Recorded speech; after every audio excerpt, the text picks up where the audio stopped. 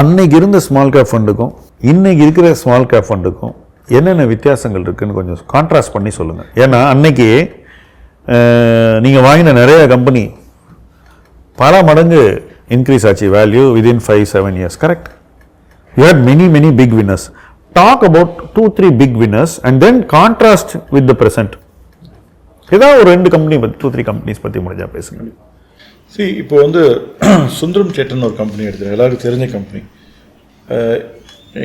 என்னுடைய personal belief அனுஷ்டில் இருக்கும்போது சரி, இங்கே வந்து சரி, அந்த கம்பெனி வந்து அவங்க கொலாபரேட்டர் இருந்தது வேப்கோன்ட்டு. எங்களுடைய ஒரு ஒரு I would say guess, but ஒரு logical conclusion to that was that இவங்க வந்து வேப்கோ வந்து அவங்களுக்கு more dreams they had for India and for this company. So whether தனியாக போக விருப்பப்படுவாங்களா, ஏன்னா டெக்னாலஜி அவங்ககிட்ட தான் இருந்தது. So they good and any person logically will do that.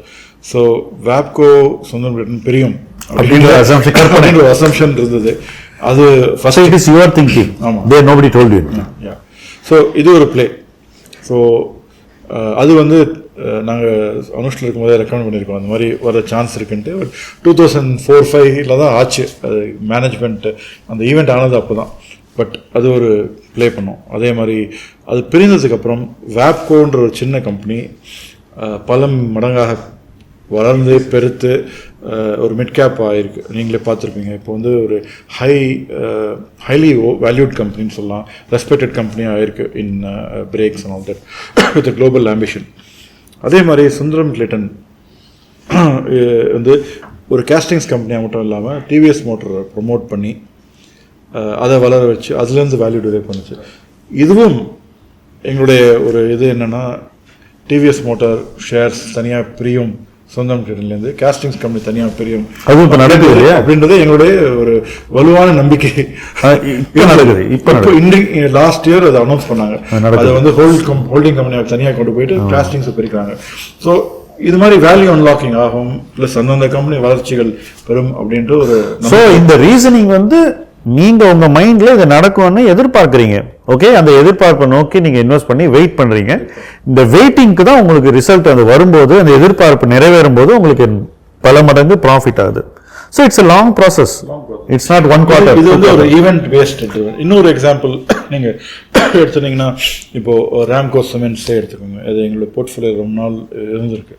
அவங்க வந்து என்றைக்குமே ப்ரொமோட்டர்ஸ் வந்து ஃபஸ்ட் ஐபிஓ பண்ணதுக்கப்புறம் பணம் ரைஸ் பண்ணதே கிடையாது. வர கேஷ் ஃப்ளோஸ் வச்சு ரீஇன்வெஸ்ட் பண்ணி அடுத்த பிளான்ட்டை போட்டு லோன் எடுத்து அதை அடைச்சி அடுத்தது பெஸ்ட் பண்ணி இப்போ நியர்லி ஒரு 25 million டன்ஸ்க்கு போகிற அளவுக்கு நம்ம பார்த்து ஆரம்பிச்ச நாள்லேருந்து நீ 25 மடங்கு இன்க்ரீஸ் ஆயிருக்குன்னு நினைக்கிறேன் இந்த company, if I am right இல்லையா? பல மடங்கு, 25 ரொம்ப கம்மி, 50 கூட இருக்கலாம். ஸோ அது மாதிரி 1 million சொல்கிறேன், அதுக்கு முன்னாடி ஒரு பீரியட் இருக்குது. கரெக்ட். ஸோ அது மாதிரி அது வளர்ந்துருக்கிற கம்பெனி. அது வந்து தரமான மேனேஜ்மெண்ட், எதுவுமே ஷேர் ஹோல்டர்ஸ்க்கு அகேன்ஸ்டாக பெருசாக எதுவும் பண்ணது கிடையாது. எல்லாமே பாசிட்டிவாக எத்திக்கல் குரூப் சவுத்தில். அது மாதிரி நம்ம பேஸ் பண்ணி ஒரு ஸ்மால் கேப் மிட் கேப்லேருந்து வளர்ந்து அந்த மாதிரி எத்திக்கல் நல்ல ரீசனபிளி குட் மேனேஜ்மெண்ட்ஸை தேடி பிடிக்கிறதுங்கிறது எவ்வளோ கஷ்டமாக இருந்தது ஆஸ் அ ஃபண்ட் மேனேஜர்? ஒரு வகையில் வந்து இது எக்ஸ்பீரியன்ஷியல் லேர்னிங் சொல்கிற மாதிரி. அவ்வளோ ஸ்மால் கேப் புது ஃபஸ்ட் ஜென்ரேஷன்லாம் வரும்போது கொஞ்சம் நம்ம ஓரளவுக்கு நம்பிக்கை அண்டு கரண்ட் ஈவெண்ட்ஸை பார்த்து தான் நம்ம இன்வெஸ்ட் பண்ண வேண்டியிருக்கும். ஓவர் பீரியட் ஆஃப் டைம் நம்மளுக்கு தெரியும். பட் அவங்களுடைய ஃபேமிலி பெடிகிரி, அவங்களுடைய பழைய ஜாபில் வந்து எப்படி அவங்களோட ரெப்புடேஷன் இருந்திருக்கு, அதை பேஸ் பண்ணி இவங்க எப்படி தப்பாக நடந்துக்க மாட்டாங்கன்ற ஒரு ஒப்பீனியன் ஃபார்ம் பண்ணி ஆரம்பிக்கணும். அதுக்கப்புறம் ட்ராக் பண்ணி அவங்க எப்படி க்ரோ பண்ணுறாங்க, எப்படி பிஹேவ் பண்ணுறாங்கன்னு பார்க்க வேண்டிய சூழ்நிலை இருக்கும் ஸ்மால் கேப்பில். ஏன்னா நிறைய கம்பெனிஸ் வந்து அப்படி தான் ஆரம்பிக்கப்பட்டிருக்கு. ஒரு இடத்துல ஒர்க் பண்ணிவிட்டு வெளில வந்து தனியாக ஆரம்பிக்கிறாங்க. அவங்க ப்ரொமோட்டர்ஸை பேக் பண்ணும்போது நம்மளுக்கு அந்த மாதிரி இருக்குது. இப்போ வந்து நிறையா பிஇ இன்வெஸ்டர்ஸ்லாம் வந்திருக்காங்க லாஸ்ட் 20 years-ஆ. அதனால் ஒரு ட்ராக் ரெக்கார்ட் இருக்குது. இப்போ பிஇ இன்வெஸ்ட்மெண்ட்ஸ் பண்ணதுனால we can understand to some extent கிரெடிபிளாக இருந்திருக்கா, அக்கௌண்டிங் ஓகேயா இருக்கான்ட்டு. பட் அது சில பேர் அதுலேயும் டவுட் சொல்கிறாங்க. ஏன்னா பிஇ இன்வெஸ்டர்ஸோட கிரேட்னால ப்ரொமோட்டர். ஆக்சுவலாக எனக்கு இன்வெஸ்ட்மெண்ட் ஃபெயிலியர்னு வந்தது எப்போவுமே இந்த பெரிய இன்வெஸ்டரை பார்த்து நான் இன்வெஸ்ட் பண்ண போது தான். அவங்க இருக்காங்கன்ற நம்பிக்கையில் நம்ம இருந்தாக்கா அது சரியாக வரல. நிறைய கவர்னன்ஸ் ஃபெயிலியர்ஸ் அவங்க பெரிய இன்வெஸ்டர்ஸ் கிட்ட வருது. நம்மளே 2-3 கம்பெனி பார்த்துருக்கோம். எனக்கு எங்கெல்லாம் வந்து ஒரு பெயின் இருந்திருக்கோ அந்த இடத்துல ஒரு PE இன்வெஸ்டர் முன்னாடி இருக்கான். அது என்னுடைய துரதிருஷ்டமா என்னன்னு தெரியல. ஏன்னா ப்ரொமோட்டர்ஸ் இன்ட்ரெஸ்ட்டை வந்து they align it to the PE interest and finally exit பண்ணும்போது 2 பேருக்கும் அது நல்லதா இல்லை ஆக்சுவலா. neither benefits. You have seen this in many cases where they took private equity, either the company went bankrupt or they got sold to somebody else for a low valuation, so it has not worked. So people like us as investors have done better than the PE investor who got into companies. That is what my experience has been. இன்னொரு small cap பத்தி கேட்டீங்க. Some more companies. Honeywell. What a company. Yeah. அது வந்து SEBI ஆர்டர்னால US promoter வந்து has to sell down 5%. அப்போ நாங்கள் first அதை வாங்க ஆரம்பித்தோம். ஏன்னா எங்களுக்கு அது முன்னாடி ஷேர் கிடைக்காத கஷ்டம், ரொம்ப இல்லிக்விடாக இருக்கும். ஸோ ஸ்லோவாக அதை அக்குமுலேட் பண்ணி பில்ட் பண்ணி பொசிஷன்ஸை ஓவர் பீரியட் ஆஃப் டைம் அதோட பிஸ்னஸ் பொட்டென்ஷியல் லாங் டேர்மில் பார்த்து நம்ம அதே மாதிரி KSB பம்ப்ஸ், கிரைண்ட்வெல் நாட்டன், இது மாதிரி சில MNC companies are very good companies with good technology of the promoter helping them from overseas. இது மாதிரி சில வின்ஸ் இருந்திருக்கு. அண்ட் சூழ்நிலைகள் டிஃப்ரெண்ட் கேட்டிங்க. இன்னொரு கேள்வி அன்னைக்கு வந்து செபியும் வந்து எவால்விங் ஸ்டேஜில் இருந்ததுனால அவங்க ரூல்ஸ் அண்ட் ரெகுலேஷன்ஸ் வந்து ரொம்ப ஸ்ட்ரிஞ்சண்ட்டாக இல்லை. அவங்க வந்து ஒரு ப்ராடாக எதுவும் தப்பு ஆகக்கூடாது ஒரு மியூச்சுவல் ஃபண்டில். ஏன்னா பப்ளிக்னுடைய மணி இன்வெஸ்ட் பண்ணுறாங்க. அதனால வந்து பெரிய பப்ளிக் அப்ரோர் வரக்கூடாது, ஒரு நெகட்டிவ் எதுவும் ஆகக்கூடாதுன்ட்டு ஒரு ட்ரஸ்டிஷிப் வச்சுருந்தாங்க ஒரு மியூச்சுவல் ஃபண்டில். அப்புறம் போர்ட் ஆஃப் டைரக்டர்ஸ் வச்சுருந்தாங்க. அப்புறம் ரிஸ்க் கம்ப்ளைண்ட்ஸ்லாம் வச்சு இந்த ரெகுலேஷன்ஸாக ஃபாலோ பண்ணுறாங்கன்னு பார்த்துட்டு இருந்தாங்க. ரொம்ப வந்து இந்த மாதிரி ஷேர் மார்க்கெட் கேப்பில் இன்வெஸ்ட் பண்ணணும்னு சொல்ல. You're free to do a lot of things there. ஒரு பெஞ்ச் மார்க் இருக்கும், அதை பீட் பண்ணணும், ரொம்ப வால்டேஜாக இருக்கக்கூடாது. அதான் இன்டர்னல் கைட்லைன்ஸ் ஃப்ரேம் பண்ணுவோம். நம்ம போக போக என்னாச்சுன்னா ரிட்டர்ன்ஸ் சேஸ் பண்ணும்போது people deviated from the fund mandate. ஒரு ஸ்மால் கேப் ஃபண்டில் லார்ஜ் கேப் வாங்குறது, லார்ஜ் கேப் ஃபண்டில் ஸ்மால் கேப் நிறையா வாங்குறதுலாம் ஆனதுனால செபி கொஞ்சம் ஸ்ட்ரிக்டாக வந்து large cap category, mid cap category, small cap category கொண்டு வந்து இவ்வளோ ரெகுலேஷன்ஸ், இவ்வளோ பர்சன்டேஜ் லிமிட்ஸ், மினிமம் இந்த ஸ்டாக்ஸ் தான் மிட் கேப், இந்த ஸ்டாக்ஸ் தான் ஸ்மால் கேப்னு சொல்கிற அளவுக்கு வந்துட்டாங்க. ரொம்ப மைக்ரோ மேனேஜ். ஆமாம். இப்போ டாப் 100 தான் லார்ஜ் கேப்ஸ்ன்ட்டு. இப்போது இதெல்லாம் பண்ணும்போது ஒரு பெஞ்ச் மார்க்கை கொடுத்து அதில் இருக்கிற இண்டெக்ஸில் இருக்கிற ஸ்டாக்ஸ்லாம் உனக்கு யூனிவர்ஸாக இருக்கும்போது நீங்கள் ஒன்லி வெயிட்ஸை கொஞ்சம் மாற்ற முடியும், கொஞ்சம் சாய்ஸ் ஆஃப் ஸ்டாக்ஸ் கொஞ்சம் பண்ண முடியும். ஸோ இது வந்து ரொம்ப கன்ஸ்ட்ரெயின் பண்ணுறோம் ஃபண்ட் மேனேஜரை. டெஃபினட்டாக இண்டெக்ஸ் அளவுக்கு பண்ண முடியும், பட் பிக் ஆல்ஃபா ஜென்ரேட் பண்ணுறதுலாம் வந்து கஷ்டமான. அப்படி இருக்கும்போது எப்படி இவ்வளவு ஸ்மால் கேப்பில் மட்டுமே இன்வெஸ்ட் பண்ணுற மாதிரி ஒரு கல்ச்சர் ஏன் நீடிக்குது in your opinion? Why people are still stuck and obsessed about small cap when this kind of environment exist? So நீங்கள் இப்போ ஸ்மால் கேப் இண்டெக்ஸே எடுத்து பார்த்தாலும் பல முறைகள் அது 50-60% விழுந்திருந்தாலும், கோவிட் போது விழுந்திருந்தாலும், லேமன் போது விழுந்திருந்தாலும், இல்லை ஃபினான்ஷியல் கிரைசிஸ் 2008 விழுந்தாலும் திருப்பியும் அது பவுன்ஸ் ஆகிருக்கு. ஏன்னா இந்த செக்டரில் அது செக்மெண்ட் ஆஃப் மார்க்கெட்டில் தான் பெரிய பெரிய கம்பெனிகள் ஆரம்ப நிலையில் உருவாக சான்ஸ் இருக்குது. இந்த கம்பெனிகள் ஒரு 100 கோடி டர்ன் ஓவர்லேருந்து 5000 கோடி டர்ன் ஓவர் ஒரு 10 வருஷத்தில் போகும்போது அதனுடைய மதிப்பு, வேல்யூ, ப்ராஃபிட் வந்து 5 கோடி 10 கோடி பண்ணுற கம்பெனி 1000 கோடி ப்ராஃபிட் கிட்ட போகும்போது அதனுடைய market cap, price of the ஷேர்ன்றது பல மடங்கு ஏறும். ஸோ ஸ்மால் கேப்பில் 2 விஷயம் நம்மளுக்கு ஹெல்ப் பண்ணும். ஒன்று வந்து கம்பெனி பெருசாகி கம்பெனி ப்ராஃபிட் பூல் ஜாஸ்தியாகிறதுக்கு ஒரு வாய்ப்பு இப்போ 10 வருஷம் 5 வருஷத்தில். இரண்டாவது, இந்த கம்பெனியோடைய awareness for people.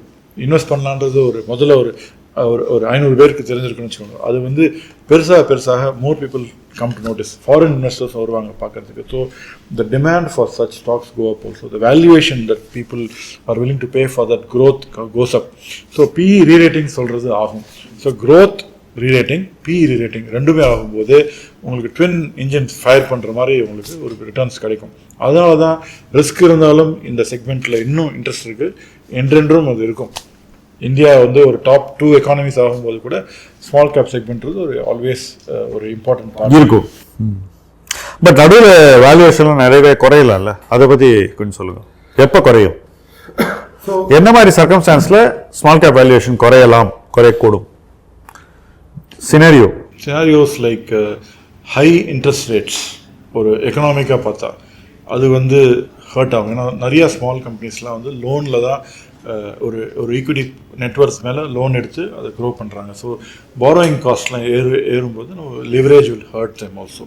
Second, high interest rates எப்போ வரும்னா ஒரு மாதிரி எக்கானமி ஹாட்டாக இருக்கும்போது when government wants to cool the economy ஆகும். ஸோ ஃபாலோட் பை ரெசிஷன், ஒரு ரெசிஷனரி ஸ்லோ க்ரோத் வரும். இந்த மாதிரி கண்டிஷன்ஸில் உங்களுக்கு ஆப்ரேட்டிங் டீலிவரேஜ் ஆகும். ஸோ உங்களுடைய ஃபிக்ஸ் காஸ்ட்லாம் ஒரு அளவுக்கு இருக்கும்போது ரெவென்யூ க்ரோத் இல்லாத போது உங்களுடைய மார்ஜின்ஸ்லாம் அடிவாங்க சான்ஸ் இருக்குது. இந்த மாதிரி சூழ்நிலைகளில் ஸ்மால் கேப் கம்பெனிஸ்க்கு கொஞ்சம் வேல்யூவேஷன்ஸ்லாம் அடிவாங்க சான்ஸ் இருக்குது. மூணாவது, ஈவென்ட் பேஸ்ட். இப்போது ஒரு வார் இருக்குது யுக்ரைனில், இல்லை ஒரு கோவிட் கிரைசிஸ் ஆச்சு, குளோபல் ஷட் டவுன் ஆகும்போது இந்த கம்பெனிகள்லாம் வந்து பீப்புள் வந்து ரிஸ்க் அவர்ஸ் ஆகிடுறாங்க. சேஃபாக வச்சுக்கணும் கேபிட்டல் பார்க்குறாங்க. அப்போது வந்து விற்க ஆரம்பிப்பாங்க. ஸ்டாக்ஸை விற்று கேஷ் ஆக்கிடலாம், இல்லைனா கோல்டுக்கு போகலான்னு பார்க்கும்போது இந்த மாதிரி சூழ்நிலைகளில் விற்கும்போது இந்த மாதிரி கம்பெனிஸ்க்கு டிமாண்டு குறைய ஆரம்பிச்சிடும். வாங்குபவர்கள் பையர்ஸ் குறைவாங்க. அப்போது வந்து இந்த ஷேர் ப்ரைஸ்லாம் ரொம்ப ஷார்ப்பாக விழும். வித்தவுட் ரீசன், மோர் தென் ரீசனோட ஃபாஸ்ட்டாக விழும். ஸோ ஒரு 15 times மல்டிபிள் ட்ரேட் ஆகக்கூடிய கம்பெனி 2-3 times 5 times கூட மல்டிபிள் வர சான்ஸ் இருக்குது. அப்போது நல்ல சான்ஸ் வாங்குறதுக்கு. ஸோ லாங் டேர்ம் இன்வெஸ்டர்ஸ் அது மாதிரி பொட்டன்ஷியல் பார்த்து வாங்கலாம். ஸோ அதனால தான் உங்களுக்கு இந்த எல்ஜிபி மாதிரி கம்பெனிஸ்லாம் ஒவ்வொரு சைக்கிளே எல்ஜிபி பிரதர்ஸ் வந்து it has been 20 bagger, 25 bagger. So if you bought it at 30-40 rupees or 50 rupees, you always sold it for 700-800 or even more actually. Yeah, that is companies இந்த மாதிரி investor அப்பத்தினால டீரிஸ்கிங்னால நிறைய விழும். அது வாய்ப்புகள் நல்ல companies. So as a mutual fund manager also you are able to play that part for a very long time. That was your experience. With the support of the investors, அவங்க redeem பண்ணாமல் இருந்தாங்கன்னா நம்ம fresh close வந்ததுன்னா எஸ்ஐபிலாம் இருந்ததுன்னா நம்மளால வாங்க முடியும். So அந்த பாயிண்ட் கொஞ்சம் எக்ஸ்பிளைன் பண்ணி. ஏன்னா நிறைய பேருக்கு என்ன நினைக்கிறாங்கன்னா, தாங்க ஸ்மால் கேப் ஃபண்டில் போட்டுட்டு 10 வருஷம் உட்காந்தா 20% ரிட்டர்ன் வந்துடும், காம்பவுண்டட் எக்ஸ்ஏஆர் அப்படின்னு நினைக்கிறாங்க. ஆனால் மியூச்சுவல் ஃபண்டுங்கிறது ஒரு இன்வெஸ்டர் சம்மந்தப்பட்டதில்லை. சப்போஸ் நீங்கள் வந்து 1 லட்சம் இன்வெஸ்டர் இருக்கான், அதில் 70,000 பீப்புள் பணத்தை வெளியே எடுக்கிறேன்னு வச்சுக்கோங்களேன். இந்த 30,000 பீப்புள்னால அதை வித்ஸ்டாண்ட் பண்ண முடியுமா அந்த ரிட்டர்ன்? ஏன்னா இம்பாக்ட் காஸ்ட் எல்லாம் வந்துடும். விற்கிறவனுக்காக ஷேரை விற்றாக்கா என்னவே அடி வாங்கிடும் இல்லை. ஸோ இந்த இன்வெஸ்ட்மெண்ட் ஸ்டாப் ஆகும்போதோ இன்வெஸ்ட்மெண்ட் வெளியே போகும்போதோ ஒரு ஸ்மால் கேப் ஃபண்ட் எப்படி இம்பாக்ட் ஆகும்னு சொல்லுங்கள். ஸோ இப்போ இந்த மாதிரி ஒரு ஈவெண்ட் ஆகும்போது, ஒரு கோவிட் மாதிரி ஈவெண்ட் ஒரு எக்ஸாம்பிள் எடுத்தோம்னா, ஒரு லார்ஜ் கேப் வந்து 50% விழுந்ததுன்னா லார்ஜ் கேப் ஃபண்ட்ஸ்லாம், இந்த ஃபண்ட்ஸ்லாம் 70% 60% NAV ஃபால் ஆகிறதுக்கு சான்ஸ் இருக்குது. பட் சில பேர் வந்து வெளில போவாங்க, அது ப்ரெஷர்னால இன்னும் கொஞ்சம் ஷார்ப்பாக விழும். பட் இது வந்து ஒரு டெம்பரரி ஃபேஸ். ஒரு 6 மாதம் 1 வருஷத்தில் திருப்பியும் எக்கானமி திருப்பி ரிவைவ் ஆகி நல்லா போகும். அப்போது அதே மாதிரி அதே வேகத்தில் திருப்பியும் ஏறும். அதான் பார்த்துருக்கோம் நம்ம மைக்ரோ கேப் ஸ்மால் கேப் ஃபண்ட்ஸ்லாம். ஸோ அதனால் வந்து பொறுமையுடன் இருந்து எக்ஸ்ட்ரா இன்வெஸ்ட் பண்ண முடிஞ்சால் கொஞ்சம் பண்ணி அதை ஓவர் த சைக்கிள் நம்ம இன்வெஸ்ட் பண்ணி வச்சுருந்தோன்னா ஒரு பாதிப்பு இல்லாமல் நல்ல 20% CAGR பண்ணுற வாய்ப்புகள் டெஃபினட்டாக இருக்குது. பார்த்துருக்கோம். ஹிஸ்ட்ரி தான், நம்ம வந்து எதுவும் நான் ஃபியூச்சரிஸ்டிக்காக சொல்ல, பழசை வச்சு தான் சொல்கிறேன். எப்படி டிஃப்ரெண்ட் சைக்கிள்ஸில் ஆயிருக்கு, ஒவ்வொரு கம்பெனி எப்படி திருப்பி வந்திருக்குன்ட்டு சொல்கிறோம். அதனால் இந்த 70% 30% விற்று போனாலும் அந்த பாக்கி 70% ஆளுங்க அதை ஒரு ஷார்ட் டேர்முக்கு சமாளித்து இருந்தாங்கன்னா they are the winners finally. அதனால தான் we advocate people to go for closed-ended funds. நிறையா நாங்கள் closed-ended funds கூட லான்ச் பண்ணோம் சுந்தரம் மியூச்சுவலில். நிறைய பேர் அது டிஃப்ரெண்ட் ஒப்பீனியன்ஸ் இருந்தது. பட் மைக்ரோ கேப்ன்ற ஒரு செக்மெண்ட்டில் வந்து ஷார்ட் டேர்ம் டவுன் சைட்லாம் இருக்கிறதுனால கொஞ்சம் லாங் டேர்மாக இன்வெஸ்ட் பண்ணி இருந்தாங்கன்னா தான் அவங்களுக்கு அந்த ஃபுல் இது கிடைக்கும். இப்போ கூட நண்பர் ஒருத்தர் கேட்டார், எமர்ஜிங் ஸ்மால் கேப் ஒரு 4 ரிடம்ஷன் ஆக போகுதுன்ட்டு. அதனோட NAV வந்து இப்போது 19 rupees கிட்ட இருக்குது, 10 rupees over 4.5 years. So returns நீங்களே பார்த்துக்கோங்களேன். It has gone through financial crisis, IL&FS crisis 18. It was launched in middle of 2018. அப்புறம் IL&FS கிரைசிஸ் ஆச்சு, கோவிட் கிரைசிஸ் ஆச்சு. அதெல்லாம் மீண்டு இன்னைக்கு யுக்ரைன் கிரைசிஸும் மீண்டு வந்திருக்கு. 20 ரூபா கிட்ட இருக்குது. ஸோ 100% இன் நியர்லி 4.5 years. அப்படி பார்க்கும்போது நல்ல ரிட்டர்ன்ஸ் உங்களுக்கு கொடுத்துருக்கு இந்த செக்மெண்ட்டில். அது ஒரு எக்ஸாம்பிளாக சொல்கிறேன். ஸோ லாங் டேர்ம் பயஸோடு இருந்தால் ஸ்மால் கேப் உங்களுடைய ஸ்ட்ரென்த்து. உங்களுடைய ஸ்ட்ரென்த்தாகவும் அது ரொம்ப நாளைக்கு இருந்தது. நீங்கள் எத்தனையோ ஃபண்ட்ஸை ஸ்மால் கேப்பில் லான்ச் பண்ணுறீங்க, அந்த ஃபண்ட்ஸ் எல்லாம் நீங்கள் வந்து ரொம்ப நாளைக்கு மேனேஜ் பண்ணீங்க. இப்போ இன்றைக்கி நீங்கள் மறுபடியும் மார்க்கெட்டுக்குள்ளே ஒரு ப்ராடக்டை கொண்டு வந்தாங்க, ஐம் ஜஸ்ட் டெல்லிங் ஹைபோதெட்டிக்கலாக, அது எந்த ஸ்பேஸில் இப்போ கொண்டு வரீங்கன்னு சொல்லுங்கள். ஒய் கண்டிப்பாக எங்கே வேல்யூவேஷன் ரொம்ப உங்களுக்கு கம்ஃபர்டபுளாக இருக்குன்னு தோணுதுன்னு கேட்குறேன். எங்கே கண்டிப்பாக மிட் அண்ட் ஸ்மால் கேப் ஸ்பேஸில் கண்டிப்பாக அந்த ப்ராடக்ட் இருக்கணும். ஏன்னா அங்கே உள்ள ஆப்பர்ச்சுனிட்டிகள் அவ்வளோ இருக்குது. இப்போது வந்து பார்த்தீங்கன்னா ஃப்ரம் பில்டிங் மெட்டீரியல்ஸ்லேருந்து எலக்ட்ரிக் வெஹிக்கிள் காம்பனன்ட்ஸ் பண்ணுறாங்க, சோலார் எனர்ஜி, ஹைட்ரஜன், இதோட வேல்யூ செயினில் different new opportunities are coming through. Plus also the digital part, the service industry, எல்லாம் பார்த்தீங்கன்னா நிறைய ஆப்பர்ச்சுனிட்டிஸ் இருக்குது. அதனால mid and small cap space வந்து எவர்க்ரீனாக இருக்குது. டெஃபினட்டாக வேல்யூவேஷன்ஸ் நம்ம வந்து moves from sector to sector, stage of the company to change. But டெஃபினட்டாக வந்து வேல்யூவேஷன்ஸ் பேஸ் பண்ணி will choose the companies. But opportunities in the small and mid cap. So valuation ரொம்ப ரொம்ப முக்கியம் இதில். ஏன்னா கொஞ்சம் ஓவர் பே பண்ணால் அது ரிட்டர்னை பாதிச்சிடும். ஸோ கரெக்டான value. Hold for another 2 years extra. Okay.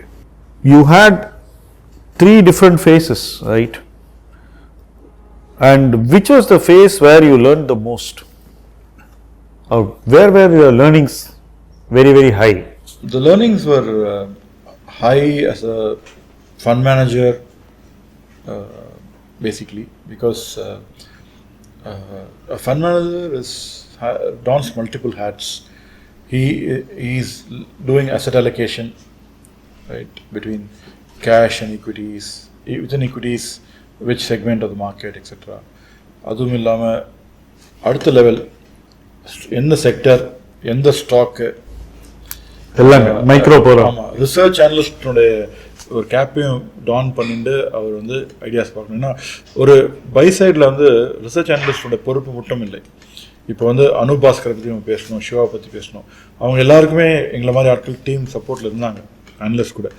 அந்த அனலிஸ்ட்டை ஊக்குவிச்சு கூட ஒர்க் பண்ணி, கூட பிளான்ட்டுக்கு போய் டீம் ஒர்க் பண்ணி ஐடியாவை, அவன் சொல்கிற ஐடியாவும் என்கரேஜ் பண்ணி அதை வாங்கி அது மாதிரி அவங்களோட கான்ஃபிடன்ஸ் பில்ட் பண்ணி டீம் பில்ட் பண்ணுறது ஒரு இம்பார்ட்டண்ட். ஸோ அனலிஸ்ட் ரோலும் பார்க்குறாங்க பேரலாக. மூணாவது, fund manager is also responsible finally for not only performance but to the company that he works for, that it also the assets grow in size also, you know, as a growth for the company that you are working for. So ethically adhe nammaloda product வந்து மார்க்கெட்டுக்கு கொண்டு போய் distributors, investment advisers, family office, பெரிய institutions கிட்டலாம் பேசி நம்மளுடைய investment ஸ்டைலை அவங்களுக்கு புரிய வச்சு நம்ம பர்ஃபார்மன்ஸை ஷோகேஸ் பண்ணி இன்னும் அசெட்ஸ் கார்டன் பண்ணணும். அதுவும் along with marketing அவங்களுடைய வேலை தான். கேஆர்எஸில் அதுவும் இருக்கும். அதனால் அது இதுதான் ஒரு சேலஞ்சிங் ஜாப். ஸோ நான் வந்து ஒரு ஃபண்ட் மேனேஜராக இருக்கும்போது, ஒரு ஹெட் ஆஃப் equities இருக்கும்போது இது ஒரு பெரிய role extra to also gather money for the company by marketing the product and giving the right message to the people. Market பல முறைகள் விழும் ஃபார் ஸ்மால் ரீசன்ஸ்.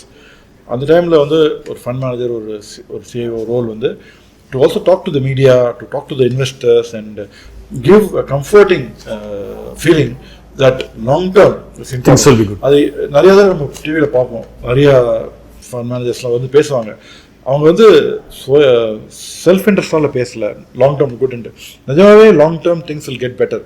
அந்த ஷார்ட் டேர்ம் பிளிப் 1-2 months இருக்கிற பெயினை நம்ம தாண்டி போயிட்டோம்னா நம்மளோட டிசிஷன்ஸ் ஃபார் லாங் டேர்ம் கரெக்டாக இருக்கும்.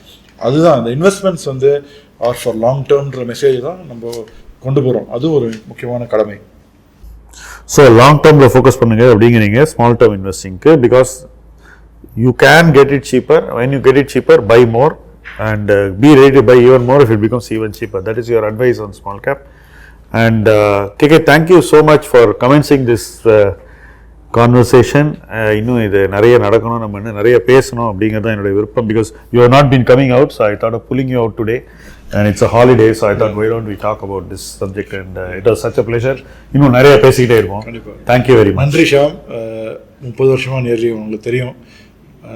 நிறைய தடவை உங்களை தனிப்பட்ட முறையில் பார்த்து அட்மையர் பண்ணியிருக்கேன். ஏன்னா நீங்கள் சாதிச்சது ஒரு தனி மனிதராக எப்படி பில்ட் பண்ணி வந்திருக்கீங்கன்றது ஒரு ஒரு ஒரு வியர்ப்பு, ஒரு ஒரு மதிப்பு எங்களுக்கு ஜாஸ்தியாக இருக்குது. டெஃபினட்டாக நிறைய தடவை நான் மியூச்சுவல் ஃபண்டில் இருக்கும்போது அவங்களோட பேசியிருக்கேன். But always a professional relationship. But you know the kind of stocks that you buy for your the funds and for the schemes, and you talk about which you also is great. I think your ability to pick stocks has been amazing. Thank you. I'm sure Thank you. you would have beaten us all if you have been a fund manager in the mutual fund. நீங்க இந்த பக்கம் பார்த்துருப்பீங்க. No, thank you so much. Such a Definitely also investor education நீங்க பண்ற வேலைகள் ரொம்ப ரொம்ப ரொம்ப